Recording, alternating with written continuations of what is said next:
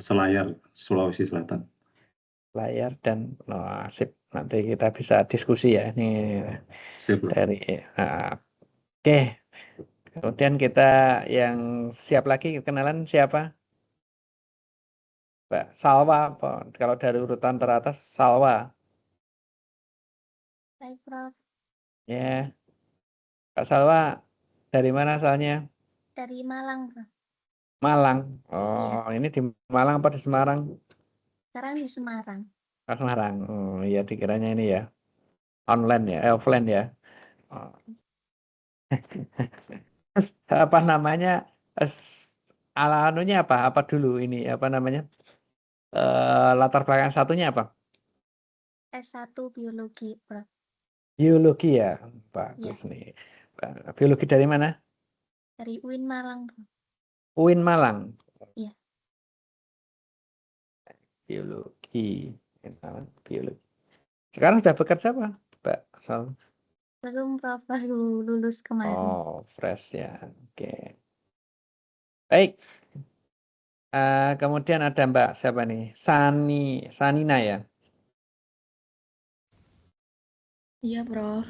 Mbak Sanina dari mana asalnya? Dari Tegal, Prof. Oh, Tegal. Dulu S1-nya apa, Mbak? Biologi. Oh, biologi. Sama? Dari sama Iya, Mbak Salwen? Iya. ya, Sama-sama dari UIN Mbak juga. enggak, Prof. Saya dari Undip Biologi. Oh, sekarang sudah bekerja belum? Belum, baru kemarin. Oh, baru kemarin. Bimbingan siapa kalau Undip? Prof. Tri Retnaningsih sama Pak Jumari Bulilih. Oh, saya kira. Kenal Pak Fuad berarti? Gih, kenal dulu kerja praktiknya sama Pak Fuad. Oh, ya sudah. Kok bisa nyasar tempatnya Pak Fuad? Baik. Kemudian yang berikutnya, ini Yosepus Kotarvan. Mas Yosepus.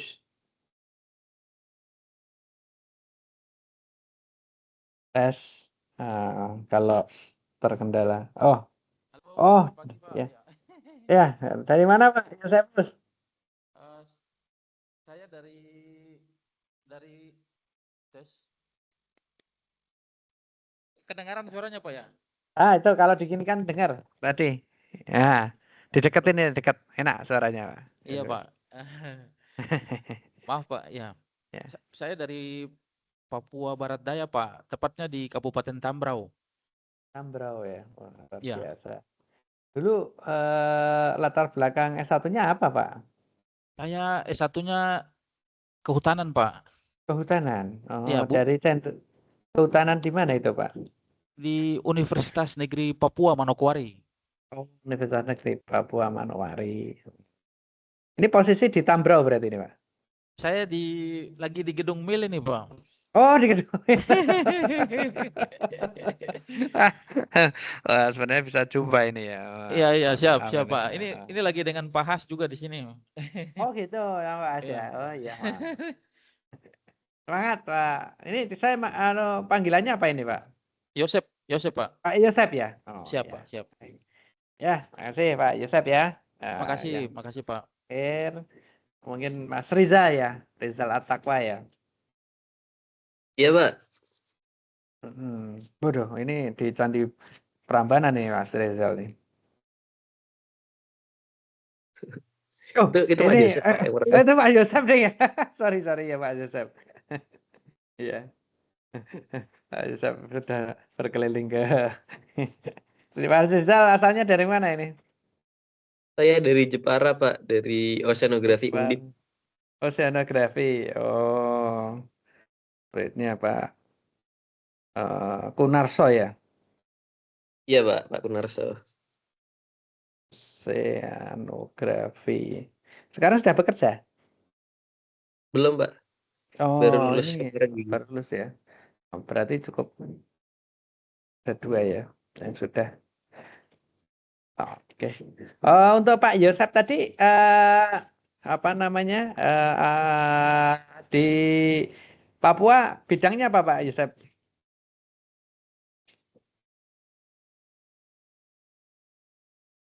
Oh, suaranya kayaknya masih di mute, Pak Yusuf. Maaf, Pak. Oh iya, nggak apa-apa, memang harus dinyalakan. Saya di dinas perumahan, Pak. Oh, dinas perumahan. Iya, Oh, Pak. iya. Saya dinas perumahan Papua Barat Daya, Papua Barat Daya, benar, Pak. Kabupaten Tambrau. Amro. Dekat Manokwari ya. Manokwari itu apa Sorong itu, Pak, kalau gitu? Dekatnya di tengah-tengah antara Sorong Manokwari, Pak. Oh, perumahan. Jadi Oke. iya hampir tidak beda jauh lah jaraknya antara Sorong dan Manokwari. Baik. Sip, nanti kalau bisa berkunjung gitu ya, Pak, ke Oh, Tambrau itu ya. siap, Pak, siap. Kita mungkin sedikit perkenalan. Nama saya, oh di sini belum ada ya. Sebentar, berarti tak buka.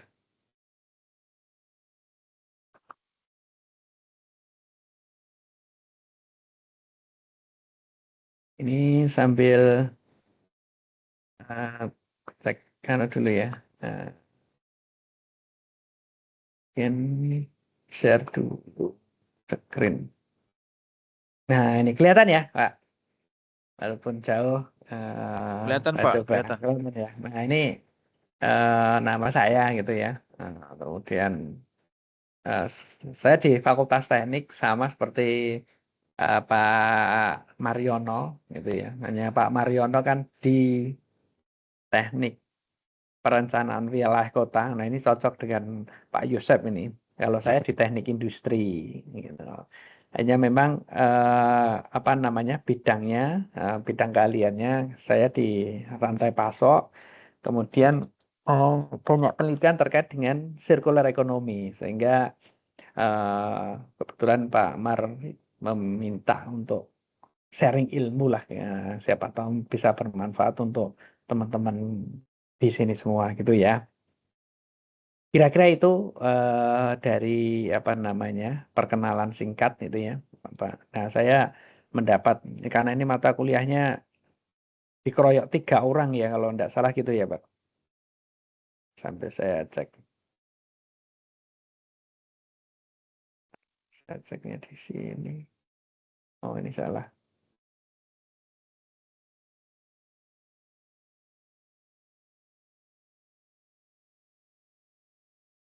Nah, ya tadi. Oh, kok malah yang kortek. Saya cek dulu.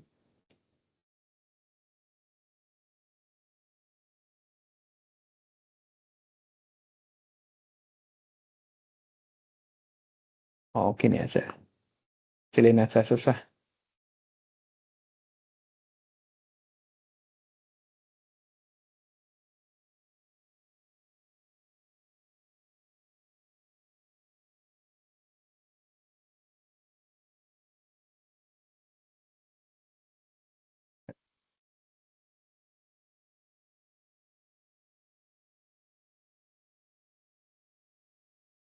Saya buka sekalian. Kalian absen sih. Mata kuliah ekonomi lingkungan dan sumber daya alam itu ya. Nah, kalau Pak Mar sudah memberikan apa kira-kira?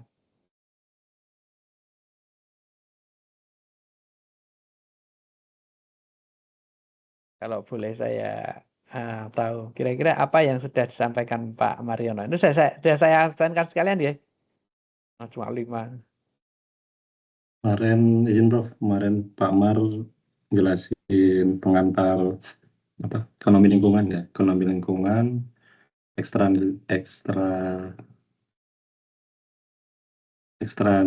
ekstralisasi dan simulasi perhitungan pengelolaan sampah. Oh ya, ya baik.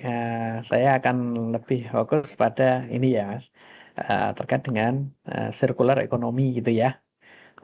Ini ada apa namanya video yang bisa kita tonton bersama. Coba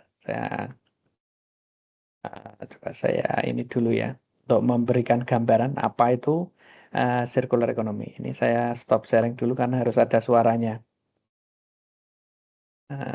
Ini sebentar, ini berarti.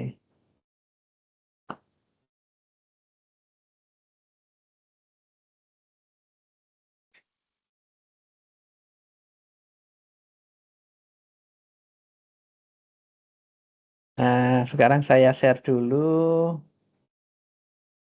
inclusion.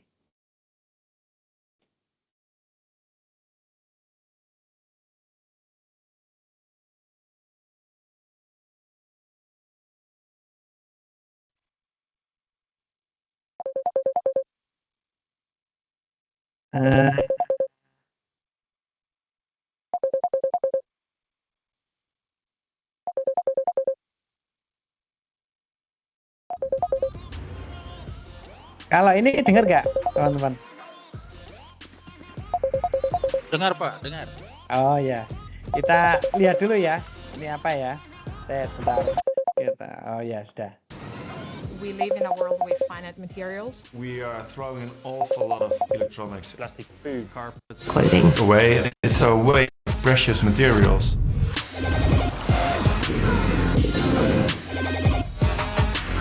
If we could build an economy that would use things rather than use them up, we could build a future that really could work in the long term. You design the product in a way that Can be taken apart once the consumer has finished using them.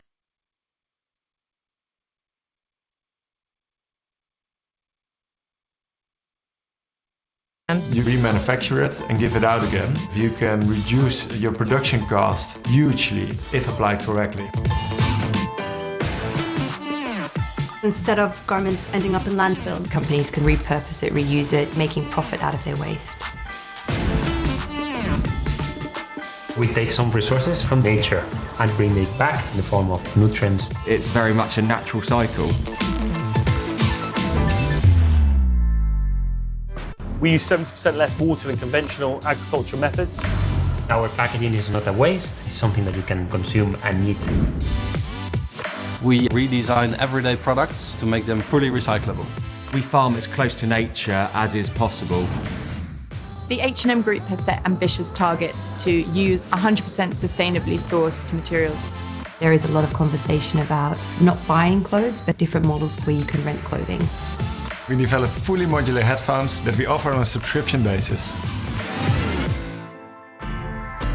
The circular economy itself is inevitable in my view. It's not one fix, it's about the entire system being redesigned. This is, to me, the only way to fight climate change, to fight pollution, to fight waste.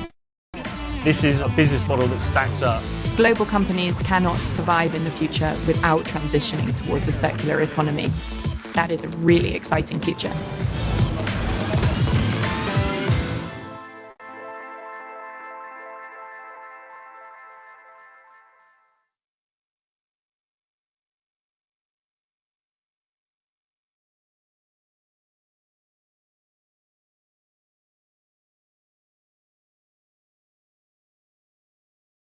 Belum saya ini. Baik. Nah, kira-kira itu video perkenalan gitu ya, terkait dengan circular economy. Jadi Bapak Ibu, oh ya ini Mbak Ding ya, nggak ada yang Bapak, cuma kayaknya Pak Yosep aja yang Bapak ini. Sekalian. Nah, circular economy ini konsep yang memang diperkenalkan sekarang. Lagi populer begitu ya. Kalau kita bisa selusuri gitu ya, itu di Ellen MacArthur Foundation.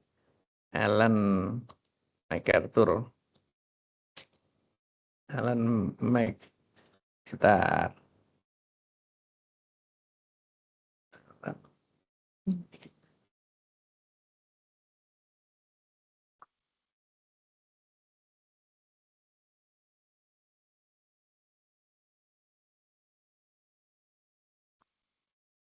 Nah, ini.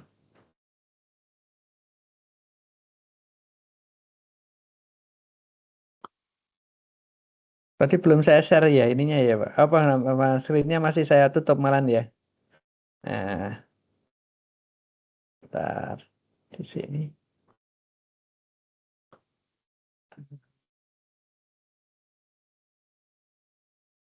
Nah, ini di sini di Ellen MacArthur Foundation ini kita bisa belajar banyak gitu ya.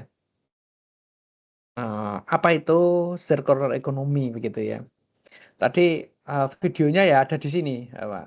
Nanti bisa dilihat overview-nya seperti apa. Circular economy itu apa sih begitu ya kalau ditanya-tanya gitu ya. Jadi selama ini apa namanya kegiatan manusia dalam setiap proses kegiatan di kehidupan kita itu tentu berproses menghasilkan sesuatu yang kita katakan biasanya limbah gitu ya atau sampah gitu ya. Jadi apapun misalkan produksi ya. Misalnya kan kalau kita tidak produksi, ekonomi kan tidak berjalan begitu ya. Pertama, misalkan di Pak Yosep itu di mana? Di dinas perumahan, mungkin banyak teman-teman properti ya yang bekerja itu ya, memproduksi rumah. Namun demikian biasanya gitu ya, meninggalkan dari hasil proses produksi rumah itu meninggalkan sampah gitu ya atau limbah gitu ya. Ada limbahnya Pak kalau membuat rumah itu kira-kira Pak. Oh, masih ada ini. Ya. Ada enggak limbahnya Pak? Kalau limbah dalam bentuk cair ya mungkin tidak ada ya karena rumah ya. Mungkin apa namanya? Ya mungkin dalam bentuk sampah, mungkin hasil potongan-potongan ya hasil dari bahan-bahan bangunan. Ya itu yang bisa dikategorikan sebagai apa? Sampah ya. Ya bisa semua hal gitu ya. Jadi misalkan apa namanya? Semen gitu, kantong semen gitu ya. Nah, misalkan kantongnya itu kan sudah tidak dipakai jadi limbah gitu ya. Banyak lah gitu ya proses-prosesnya. Hasil dari proses itu yang menghasilkan limbah gitu ya. Itu kalau keluar dari pabrik. Kemudian kalau kita bicara kalau ke bidang saya kan memang rantai pasok ya. Dari hulu sampai hilir. Misalkan Bapak, Ibu, Mas, Pak, semua kalian ini makan Indomie. Dalam suatu rantai gitu ya. Mas dan Mbak ini kan ketemunya Indomie ini ketika sudah sampai di outlet gitu ya, misalkan di mana dibeli di Indomaret ataupun mungkin di warung gitu ya. Nah, membayangkan nggak proses terbayang tidak proses kita itu bisa makan Indomie. Nah, itu ya panjang sekali kan. Jalurnya sangat panjang gitu ya dari kebun gandum gitu ya, kemudian dipanen jadi tepung, diproses dan lain-lain sehingga nanti diproses di pabrik gitu ya, kemudian didistribusikan, kemudian masuk ke outlet dan kemudian ke end customer. Nah, di setiap proses tersebut tentu meninggalkan jejak gitu ya, baik pencemaran yang wujudnya misalkan udara ataupun menghasilkan limbah. Nah, di akhir end customer pun seperti Bapak Ibu sekalian atau Mbak ketika ke mana namanya ke Warmindo atau membeli kemudian dimasak sendiri, ada nggak sampahnya di situ? Nah, yang dihasilkan. Nah, ini menjadi gambaran bagaimana problem kita itu ya terkait dengan hal tersebut begitu ya. Nah, misalkan kemasannya. Nah, kan pernah kita lihat nih kalau Mas Aflah ini mungkin masih ingat berapa lama plastik Indomie itu bisa terdaur ulang begitu ya. Puluhan tahun mungkin ya kemarin kalau kita lihat. Iya Mas, berapa tahun Mas? Iya Pak, mungkin 100 tahun ya Pak kalau plastik. Nah sampah plastik. Nah ini menjadi masalah kan. Kalau dulu orang belum care gitu ya, tapi sekarang jadi masalah. Sehingga memang kalau kita berbicara hanya di levelnya end customer mengelola sampah ini tidak akan berhenti terus begitu ya. Permasalahan ini kan menjadi terus-menerus dan selalu ada gitu ya. Sehingga memang ketika kita bicara circular economy itu melihatnya dari tidak hanya pangkalnya saja gitu ya. Misalkan kalau pemerhati lingkungan, sampah gitu ya, bagus itu ya. Tapi kan dikirimi sampah terus nanti kan. Sama pabrik dikirimi sampah terus ya Mas itu ya. Saya pernah ke mana itu pantai selatan itu. Wah, luar biasa, pantainya bersih gitu ya. Tapi ya dikirimi terus itu ya. Oh, pantainya bersih karena memang kepedulian terhadap lingkungan itu belum menjadi perhatian utama sehingga memang harusnya gitu ya itu di apa namanya di konsep dari hulu sampai dengan hilirnya. Jadi misalkan terkait dengan kemasan, ketika kemasan dari hulu, dari pabrik, dari ininya sudah dia ramah lingkungan, tentu di end customer kan tidak meninggalkan apa namanya pencemaran lingkungan yang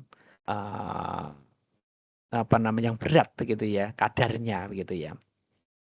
Nah, inilah problem kita sekarang gitu ya. Saya coba mengungkapkan ya, ini diskusi kita di situ ya. Jadi itu. Jadi circular economy ini sistem ya. Ketika material itu tidak akan menjadi sampah dan secara alamilah gitu ya, itu bisa diregenerasi. Jadi saya sampaikan tadi ketika masalah puluhan tahun mungkin ya sampah plastik itu bisa terregenerasi. Nah, kalau bisa memungkinkan membuat kemasan yang bisa diregenerasi dan itu menjadi kalau teman-teman biologi ini menjadi nutrisi bagi alam, tentu itu menjadi lebih baik. Karena ini ada teman-teman dari biologi kan tadi dua ya, dari Win sama muridnya Pak Fuad tadi ya. Nah, ini intinya di sini nih, bisa diregenerasi. Jadi inilah inti dari suatu pendekatan yang kita namakan circular economy. Begitu nih Bapak Pak Yosep dan Mas Aflaha. Terus ada Mbak-mbak tadi saya lupa namanya. Jadi Safina sama siapa lagi?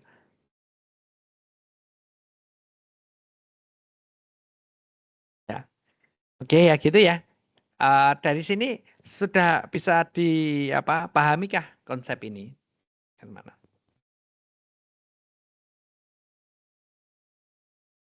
Sudah, Prof. Ya, ya.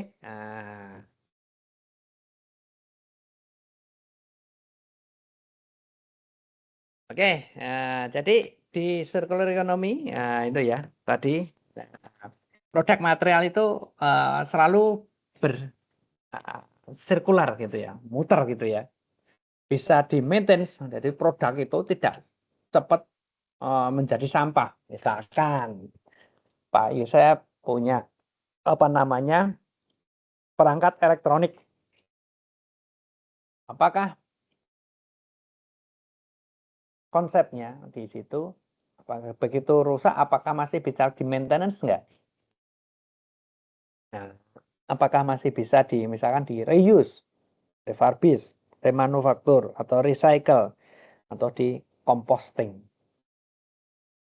Jadi sekarang produk-produk sudah mulai gitu ya memperhatikan lingkungan gitu ya, keasrian.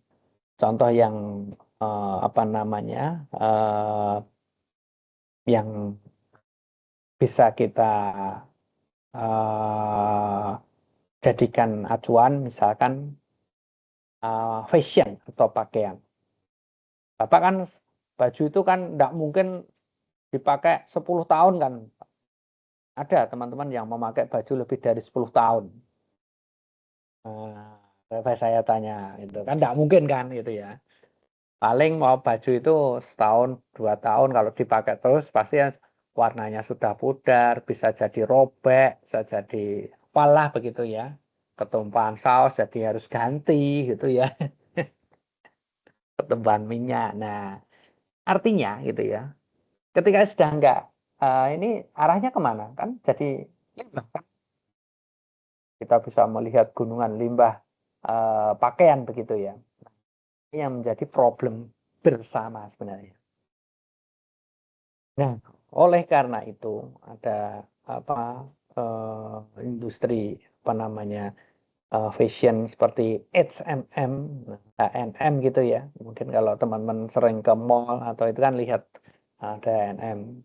Dia ramah lingkungan karena bisa didaur ulang nanti seratnya itu ya. Nah, ini salah satu upaya gitu ya. Menjaga kelestarian lingkungan dari hulu sampai hilirnya. Kalau hulunya kan memproduksi begitu ya. Memproduksi pakaian. Kemudian ketika sudah sampai end customer, dia masih punya tanggung jawab untuk kemudian mengolah lagi, tidak menjadikan dia mencemari bumi kita gitu ya. Kan kalau misalkan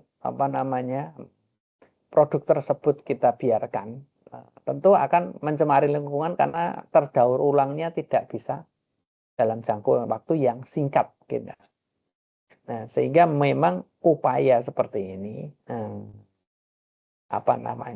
mulai menjadi perhatian banyak produsen begitu ya. Baik, nanti jadi kita bisa melihat circular economy ini tentu nanti ketika sudah sukses itu bisa mengurangi gitu ya perubahan iklim maupun perubahan iklim global gitu ya. Kemudian juga bisa jadi mengurangi potensi kerugian biodiversity ini ya, karena keanekaragaman hayati begitu ya. Kalau di Papua mungkin masih hijau gitu ya, keanekaragaman hayati, sehingga konsep ini sebisa mungkin bisa menjadi rujukan dalam pengelolaan sumber daya alam gitu ya. Nah, kuliah kita itu kan judulnya apa, Mas, tadi?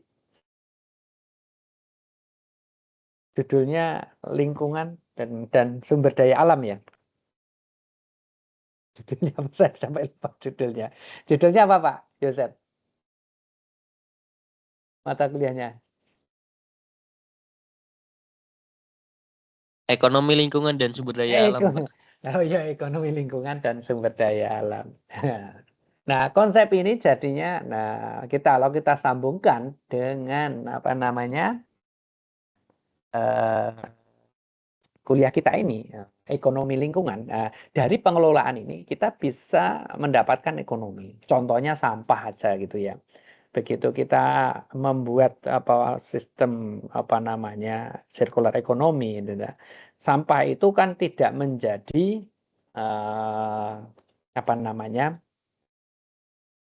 kerugian, bisa menjadi potensi ekonomi. Contohnya tadi misalkan botol plastik gitu ya. Itu kan menjadi sumber ekonomi baru begitu kan ya. Tidak menjadi hal yang bisa punya potensi mencemari lingkungan. Nah, jadi dari lingkungan ini, pengelolaan lingkungan ini bisa menjadi potensi ekonomi yang baik, mensupport atau mendukung pelestarian lingkungan. Nah, kalau sumber daya alam gimana? Terkait sumber daya alam, tentu dengan konsep circular economy yang tidak selalu harus menggunakan sumber daya alam, karena misalkan bahan atau material itu bisa di reuse, remanufaktur, atau barangkali bisa direfurbish, itu mengurangi potensi pengurangan atau eksploitasi sumber daya alam. Nah, inilah relevansi konsep circular economy dengan perkuliahan yang kita laksanakan sekarang. Begitu nggih. Mudah-mudahan bisa dipahami itu ya. Sedikit saya sampaikan gitu ya. Tadi kita sudah melihat video-video tadi. Jadi video itu menjelaskan bagaimana prinsip-prinsip circular economy. Jadi circular economy ini didesain dengan ini 3 hal. Mengurangi waste dan polusi. Jadi prinsip dasarnya gitu ya. Itu mengurangi sampah dan polusi. Yang kedua, mensirkulasikan produk dan material. Nah, jadi selalu disirkulasi, tidak berakhir pada landfill gitu ya. Kalaupun sudah tidak bisa disirkulasi apa produknya, bisa kemudian diregenerasi ke alam gitu ya. Contohnya tadi saya sampaikan Indomie tadi gitu ya. Nah, ini mungkin perlu gitu ya, temuan baru bagaimana kemasan Indomie yang ramah lingkungan. Begitu mau keluar dari Warmindo, dibuang ke tanah, nanti bisa jadi pupuk gitu misalkan. Nah, sehingga menjadi nutrisi bagi alam. Kira-kira seperti itulah prinsip dasar dari circular economy. Ya. Silakan dibuka ininya, apa namanya, dipelajari. Saya kopikan ya. Saya kopikan, kemudian saya mencarinya di mana ini ya. Nah, kalau nggak di, bentar saya escape dulu ya. Nyari anunya di mana ini, nggak ketemu.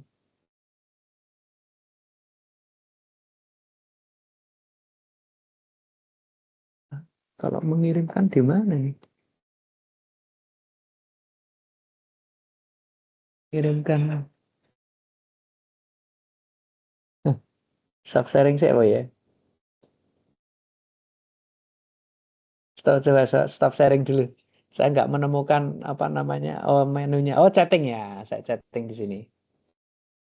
Chatting.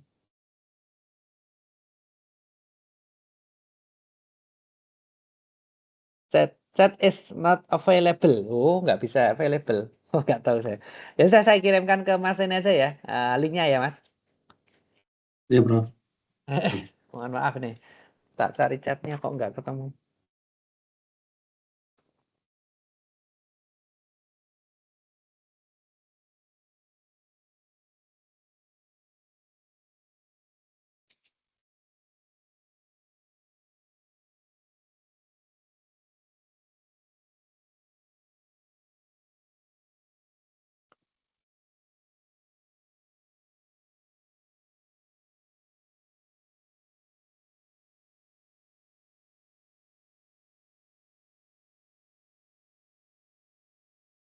Nyampe ya, Mas?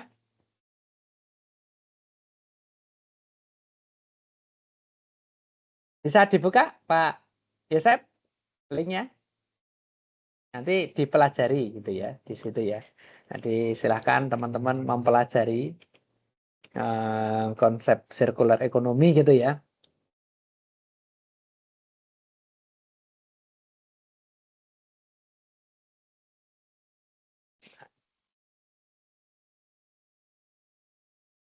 Bisa Pak, bisa buka. Bisa ya? Oke. Nah, untuk berikutnya gitu ya, kita nanti coba saya ini ya. Saya share dulu lagi. Sekarang saya share.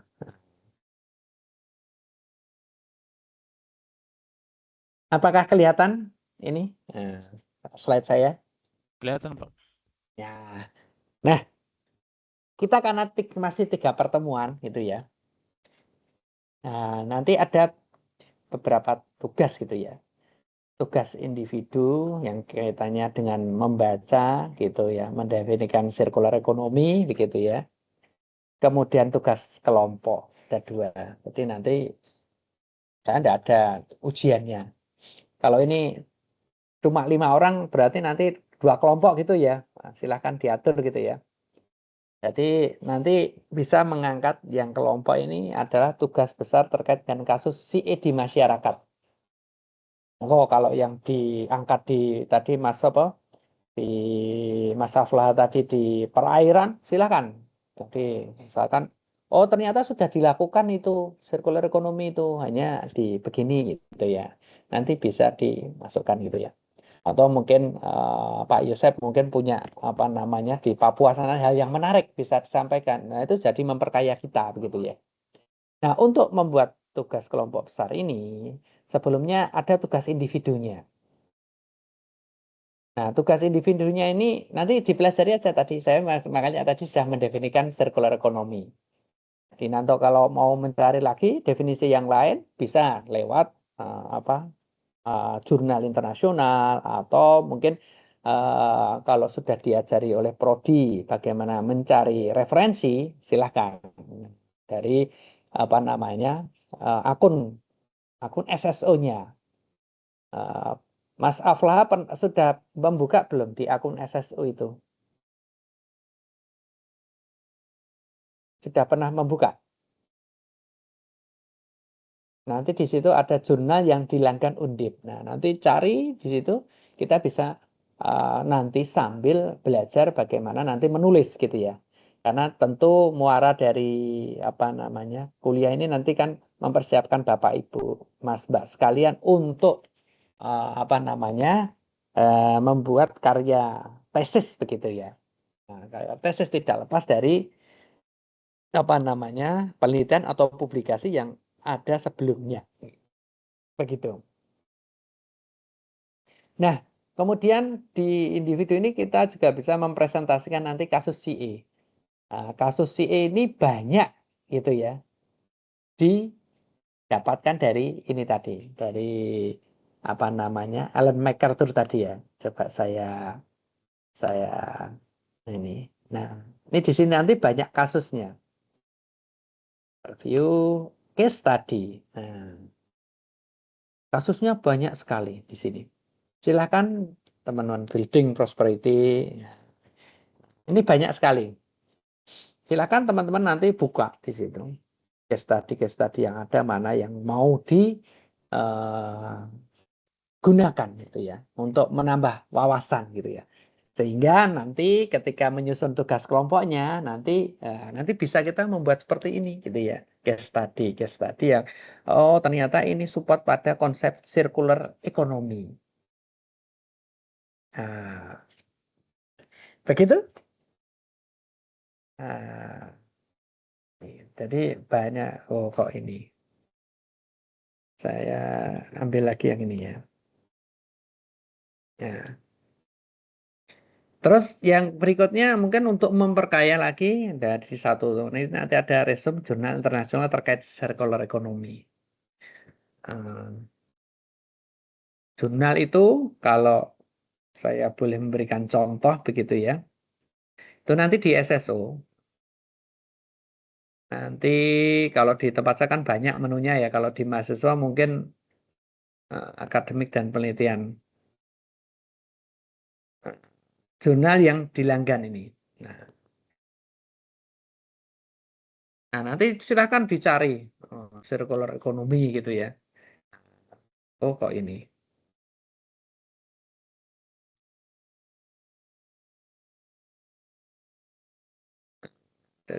Mana ini?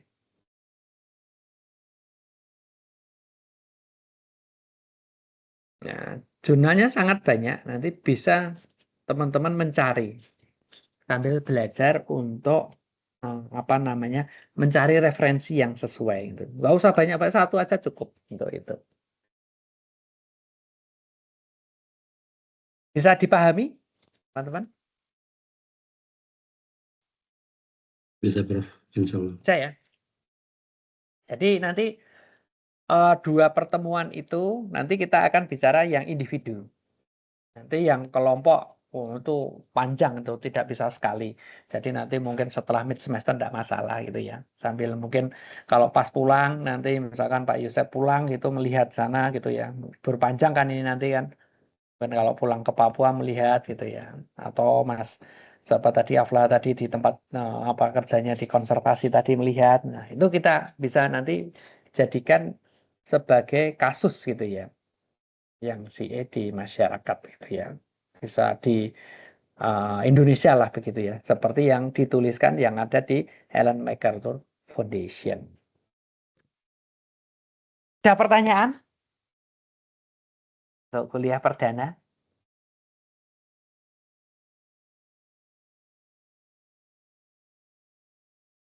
Apakah ada yang ditanyakan?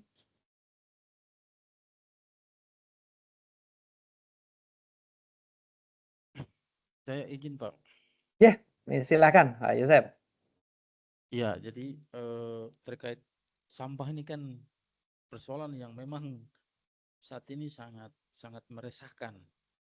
Ya. Ya, ini tidak bisa kita pungkiri. Melihat ataupun menyimak penjelasan dari Bapak tadi, Pak Prof tadi terkait sirkular ekonomi ini,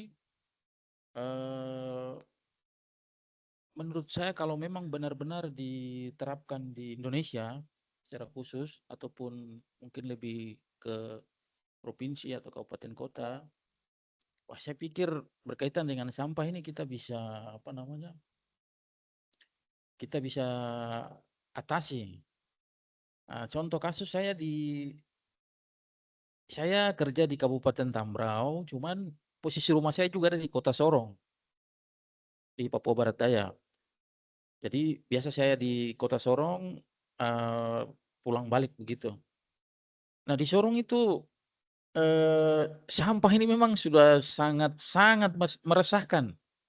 Bau di tiap-tiap sudut jalan, terus kemudian TPA yang tidak tidak diatur dengan baik, sampah yang dibuang secara sembarangan. Ini memang persoalan yang ini sangat sudah meresahkan sekali. Nah, saya lihat artinya pada konteks materi kuliah hari ini memang kita tidak tahu ya, mungkin di daerah lain, tapi ya khusus di Papua dalam konteks Kota Sorong tadi memang yang kurang itu ya penanganan sampah itu mulai dari keluarga, bagaimana sampah itu dibuang, dipilah dan lain-lain sampai ke TPA. Kemudian juga di Papua secara khusus di Kota Sorong itu belum ada sistem daur ulang. Jadi mau sampah plastik atau mau sampah apa yang dalam bentuk sampah ya sudah itu sampah begitu. Padahal kalau tadi mendengar penjelasan dari Pak Prof ini kan kalau memang ada yang bisa didaur ulang atau diolah kembali atau memperbaiki berkaitan dengan sirkular ekonomi ini, otomatis kan bisa mengurangi sampah. Karena sampah ini kan ada yang basah atau ini terus ada yang kering. Nah, cuman ya mungkin juga bukan mungkin tapi ya secara khusus di Kota Sorong tadi saya sampaikan itu memang belum ada sistem yang seperti berkaitan dengan sirkular ekonomi yang memang betul-betul diterapkan sehingga itu minimalisir jumlah sampah. Begitu Pak. Maaf ini bukan pertanyaan juga tapi sekedar Diskusi kita. Berdiskusi ya. Wah bagus itu Pak. Jadi nanti ketika ada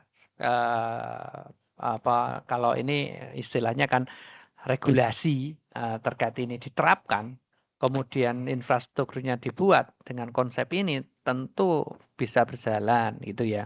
Jadi memang circular economy ini konsep gitu ya.